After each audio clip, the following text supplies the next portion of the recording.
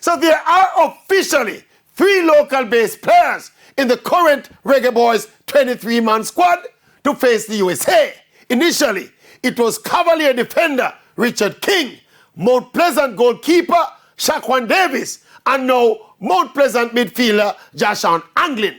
I can't remember a Reggae Boyz team with so few local-based players. And look, it's hard to make a case that more local players should be in the squad because, of course, the level of football being played in the local Premier League is inferior to the foreign leagues where most of our players are playing.